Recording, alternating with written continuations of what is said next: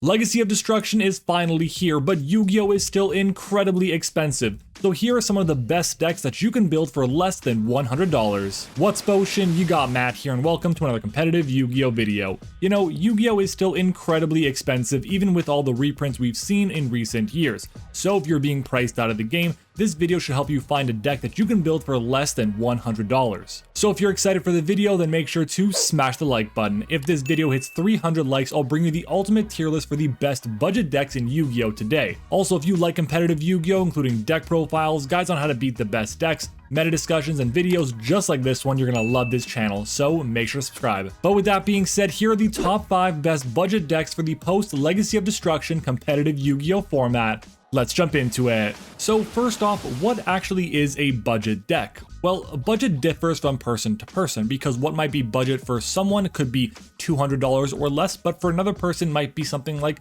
$50 or less. And because of that, I couldn't give you an exact definition of what budget actually is. So in this video, I'm going to be covering decks that you can build for around that $100 price point or less. Now, price is just one factor in terms of what makes a good budget Yu-Gi-Oh deck. The second factor is going to be how strong is the strategy in the format today. Right now, the best decks in the format include strategies like Snake Eye, Fire King, Voiceless Voice, Branded, and even Tenpai Dragon, among others. So these budget decks have to be able to perform well enough against those strategies to see any play. But before I get to number 5, there are 2 decks that I want to shout out. The first one is going to be Raidraptor Traptrix. This is a great deck that can utilize the new Raidraptor cards from Legacy of Destruction very well. The problem is, while the deck is easily able to create a really strong and scary endboard, it is just slightly over our budget of $100. The reason why I'm bringing it up though is because if you have about $125, $150 to spend, this is going to be one of the better options available to you today. I also want to shout out Pure Scareclaw or Scareclaw Adventure.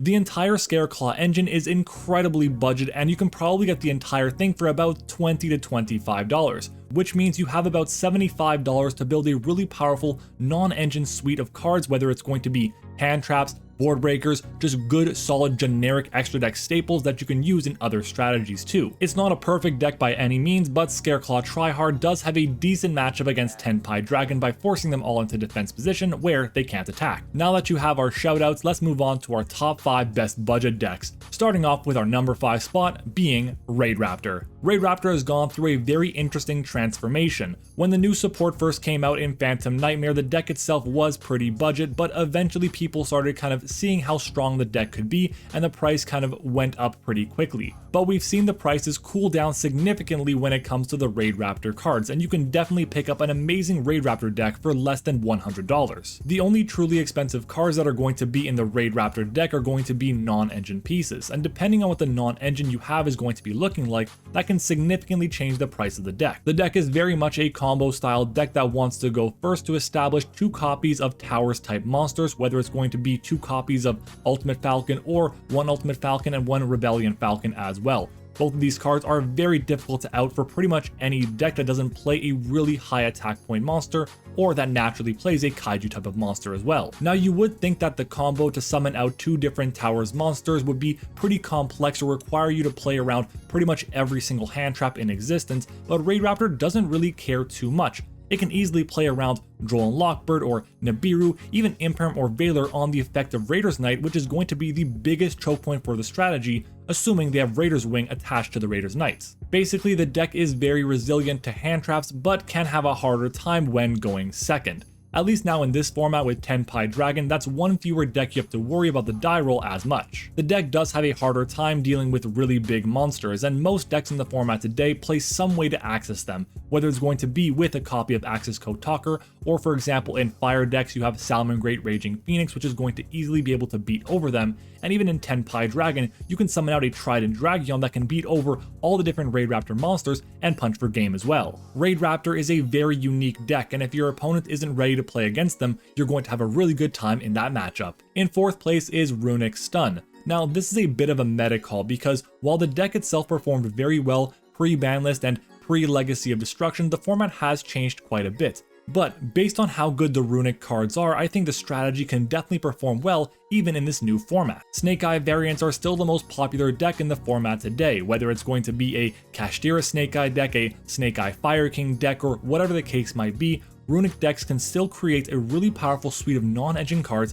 that can deal with Fire King or Snake Eye decks over the course of a long tournament. Because they can assume most of their matchups are going to be against Snake Eye decks, they can easily put in the correct floodgates and the correct non-engine cards that are going to be able to beat those strategies. The Runick cards are also really strong against Tenpai Dragon, one of the newest archetypes from Legacy of Destruction. The main game plan for Runick Stun is to stop their opponent from even accessing their game plan in the first place. They can do this with powerful stun cards like Amano Iwado, Inspector Border, Skill Drain, Synchro Zone, any of the floodgates limited to one copy, and so much more. It's honestly one of the most unfun decks to play against, and personally when I play the deck online, I'm not really having a good time either. But you can't argue with the success that the deck has had. We aren't there just yet, but if you remember Mystic Mine, everyone had to have enough outs in their side deck to deal with that card or they would just lose a game. Having a good out for any stun deck is extremely important in the game today because it can end your tournament prematurely. But again, I'm not saying this is on the same level as Mystic Mine, I'm just saying you have to be ready for it just as you have to be ready for Mystic Mine 2. In third place for the best budget decks post Legacy of Destruction, we have Floowandereeze. For $100 or less, it is very hard to find a deck better than Floowandereeze. The deck is extremely consistent, it has a lot of really powerful cards it can use at its disposal, and it also is one of the cheaper decks on this list too. And I know it's not a popular option, but the deck has performed very well and will continue to do so in my opinion. The deck still has access to Harpy's Featherstorm and Dimension Shifter, which can both end games in an instant, so depending on who you're playing against, you have 2 auto-win buttons available to you right away. Based on our budget, you can't incorporate more than 1 copy of Triple Tactics Thrust if you're lucky, but honestly that's not that big of a deal right now. Even without Thrust, Flu is a very consistent strategy, but one of the bigger things about the deck is that while it really doesn't want to special summon, it still can at times. And because they're level 1 monsters, you can easily access Kikinagashi Fucho or Leerlisk Assembled Nightingale, which can deal with the Tenpai matchup very easily. And when you compare the Floowandereeze engine to decks like Snake Eye or Branded, which have much more powerful engine pieces, Floowandereeze definitely comes up lacking.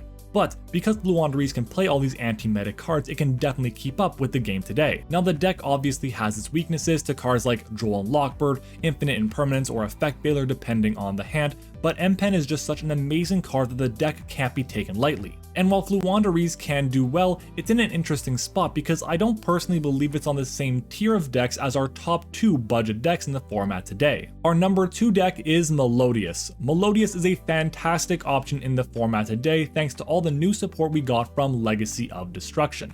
Now a lot of people don't really know what Melodious does or how to play against it, and that's one of the reasons why the deck is so high on this list, but it's still a very strong option nonetheless. But before I get to that, I know First Movement Solo is still a $30 card, but you don't really need to play that in the deck at the full 3 copies. You definitely want to, but it's not even the best starter the deck has. Ostinato is easily the best starter for the deck. While First Movement Solo can be great to be an E-Telly for the strategy, it locks you into Melodious monsters for the entire turn.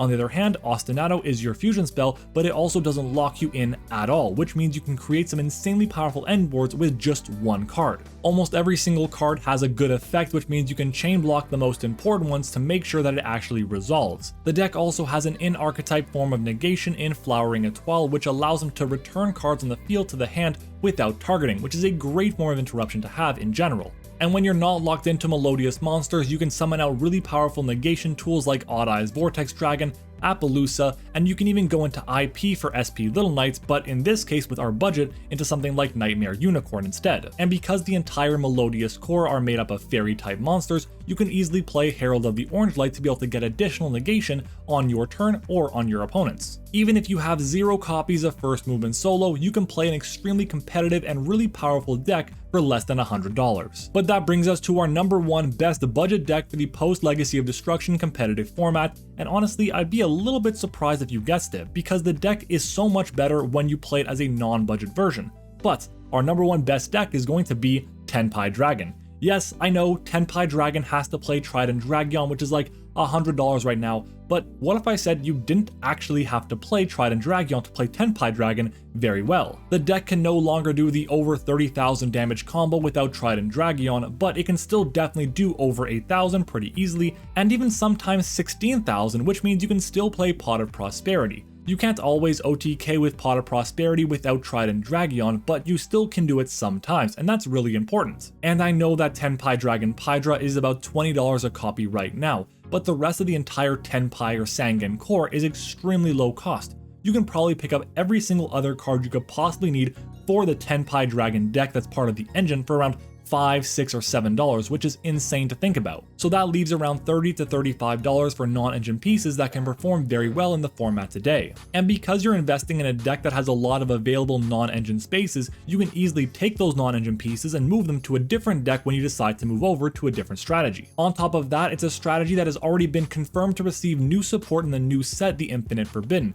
which means if you're starting right now to pick up a copy of the Tenpai Dragon core, eventually when we get the reprint of Trident Dragon and the new cards from Infinite Forbidden, you'll have a top tier meta deck at your disposal for a very affordable price. I know Tenpai Dragon on a budget is definitely not a full power strategy, but every single deck on this list is not at full power. Of course, Melodious wants to play a copy of SP Little Knight and the 3 copies of First Movement Solo. You have Floowandereeze that wants to play your copies of Triple Tactics Thrust, and so on and so forth. Every deck has a little bit more that it can give if you decide to invest a bit more as well, but I think Tenpai Dragon can perform the best without Trident Dragon, and definitely better than the other decks can perform without their top cards as well. But there is a bit of a downside to having Tenpai Dragon as our #1 best budget deck, and that's that so many people are expecting it in their tournaments that there's a lot of preparation for it in the side deck. Think of cards like Dimensional Barrier, cards that are going to be shutting off the battle phase. There are so many options to beat this strategy, so having access to a way around those cards is still very important. But even with every single player being prepared for Tenpai Dragon, you can definitely perform well with this budget version of the deck. But let me know what you think down in the comments below, and let me know what are some other decks that you could build for less than $100. And while you're down there, don't forget to leave a like on the video. If this video hits 300 likes, I'll bring you the ultimate tier list for the best budget decks in Yu-Gi-Oh! And of course, subscribe to the channel for more amazing competitive Yu-Gi-Oh! Videos. Check out my sponsor, Imperium Duelist, and use code OSHEA10, OSHEA10 for 10% off your purchase. And follow me on Twitter and join the Discord server, both of which are linked down in the description. Thank you for watching, I hope you enjoyed it, and I'll see you all next time.